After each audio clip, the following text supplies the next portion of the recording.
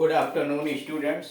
इस वीडियो के माध्यम से हम लोग एक नए चैप्टर की शुरुआत करें, प्रश्नवाची नकारात्मक वाक्य। इसके पहले प्रश्नवाची वाक्य और नकारात्मक वाक्य हुआ था। अब ये प्रश्नवाची नकारात्मक वाक्य इंट्रोगेटिव कम नेगेटिव सेंटेंस, इंट्रोगेटिव कम नेगेटिव सेंटेंस। नंबर 1, अंग्रेजी में आज बड़ी गर्मी है, क्या नहीं है? इंग्लिश में आज बड़ी गर्मी है, क्या नहीं है? अथवा आज ठंड नहीं है, क्या है? आज ठंड नहीं है, क्या है? इस तरह के वाक्य बहुत प्रचलित है। यानी इंग्लिश के अंतर्गत दो वाक्यों को मिला करके इंट्रोगेटिव कम नेगेटिव सेंटेंसेस का निर्माण किया जाता है। और बोलचाल की भाषा में इंग्लिश स्पीकिंग में धड़ल्ले से बहुत ज्यादा प्रयोग हो रहा है।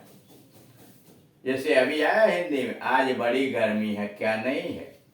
It is very hot, isn't it? ऐसे करके it is very hot today, isn't it? क्या नहीं है? अथवा आज ठंड नहीं है, क्या है? It is not cold today, is it? क्या है? It is not cold today, is it? इस तरह के वाक्य बहुत प्रचलित है। इन्हें अंग्रेजी में टैग क्वेश्चन कहते हैं, इन्हें अंग्रेजी में टेल क्वेश्चन कहते हैं। ये वाक्य के अंत में छोटे से प्रश्न के रूप में रहते हैं। ये टेल क्वेश्चन वाक्य के लास्ट में छोटे रूप में होते हैं।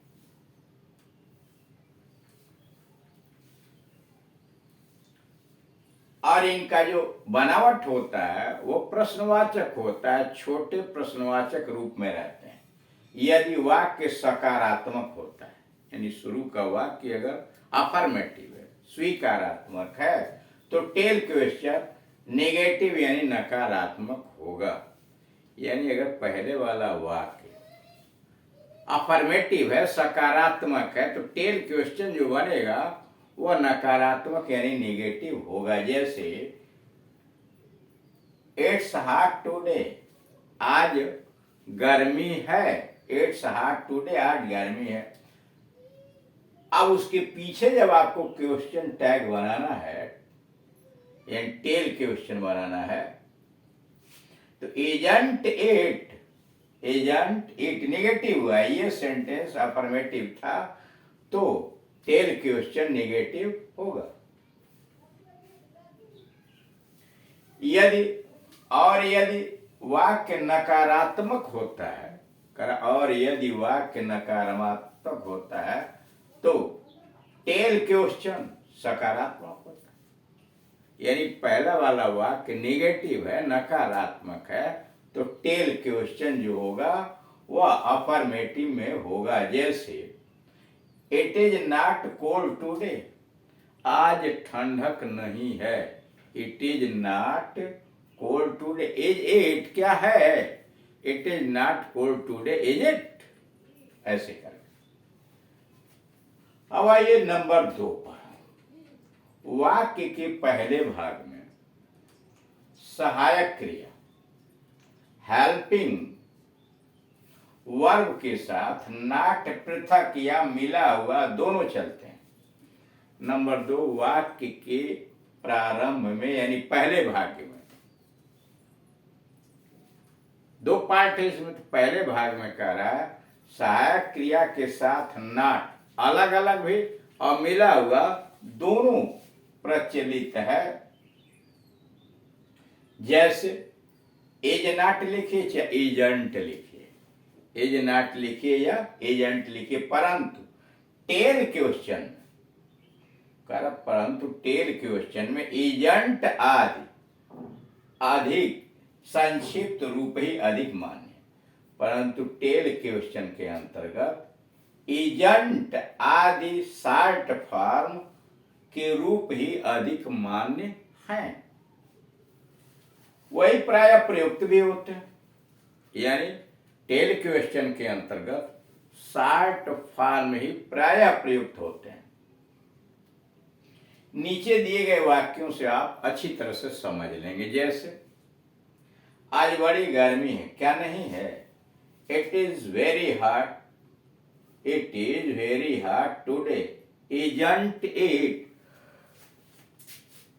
यह देख रहा कैसे बना है, it is very hot today isn't it.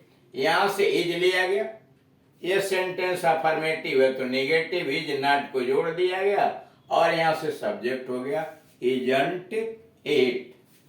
Question number 25 यानी 24 से इसलिए शुरू किया गया कि इसके पहले वाले वीडियो के अंतर्गत 23 पहले हो चुका है और 23 के बाद यहाँ 24 से स्टार्ट किया गया है। तो 24 से स्टार्ट किया गया है इसीलिए 25 पर आया। वे अंग्रेज हैं, ठीक, वे अंग्रेज हैं, क्या नहीं हैं? वे अंग्रेज हैं, क्या नहीं हैं? They are English, aren't they? They are English, aren't they? Yes sentence affirmative में है, ठीक। टेल क्वेश्चन जो आएगा वह नेगेटिव में होगा, इंट्रोगेटिव नेगेटिव होगा। तो दे आर इंग्लिश सबसे पहले आर लिखा, उसके साथ नॉट जोड़ के शॉर्ट फॉर्म बनाया आरंट, और उसके बाद सब्जेक्ट लिखा, क्वेश्चन मार्क डाल दिया। तुम प्रसन्न नहीं थे, क्या थे? तुम प्रसन्न नहीं थे, क्या थे? You weren't pleased, were you? You weren't pleased, were you? ये सेंटेंस नेगेटिव है। You were not pleased, weren't pleased। अब इसलिए अगला सेंटेंस were you, क्या थे? क्वेश्चन अफर्मेटिव में बनेगा। 27 कल रविवार होगा, कल रविवार होगा, क्या नहीं होगा? कल रविवार होगा, क्या नहीं होगा? It will be Sunday tomorrow, it will be Sunday tomorrow. अब टेल क्वेश्चन बनाने के लिए विल को आगे किया, ठीक, और उसके साथ नॉट जोड़ा, इसलिए कि पहला जो पार्ट है उस पार्ट को देखिए। वह पार्ट जो पहला है वह अफर्मेटिव में it will be Sunday tomorrow, अगला नेगेटिव होगा। विल लगाया, नॉट को एक साथ जोड़ा तो ओंट हो गया इट, और फिर क्रिया यहाँ चली गई, होगा की अंग्रेजी विल बी। तो इट विल बी देख रहे हैं, दो सहायक क्रिया है ना, ये सहायक क्रिया है, मुख्य क्रिया, सहायक क्रिया बाहर चली गई, मुख्य क्रिया पीछे चली गई। It will be Sunday tomorrow, won't it be, हम जल्दी तैयार हो जाएंगे, नहीं होंगे क्या? We will be ready soon, won't we be, हम जल्दी तैयार हो जाएंगे, नहीं होंगे क्या? ये हो गया tail question. Will be ready soon, या we shall be ready soon, we will be ready soon. Won't we be, क्या नहीं होंगे? ओंट वी बी।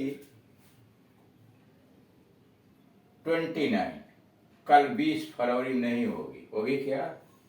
कल 20 फरवरी नहीं होगी, होगी क्या? It is not 20 February, it is not 20 February. Tomorrow is it, क्या होगी? Is it, it is not 20 February, tomorrow is it. 30वां कल मैं तुम्हारे साथ नहीं होऊंगा, क्या मैं होऊंगा? कल मैं तुम्हारे साथ नहीं होऊंगा।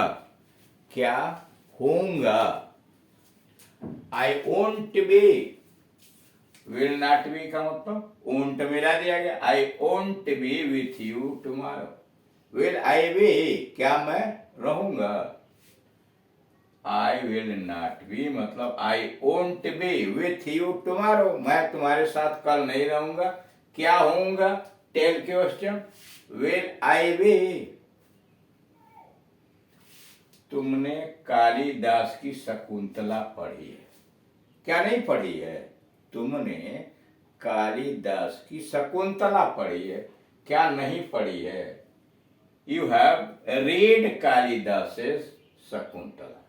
You have read Kalidas's Shakuntala.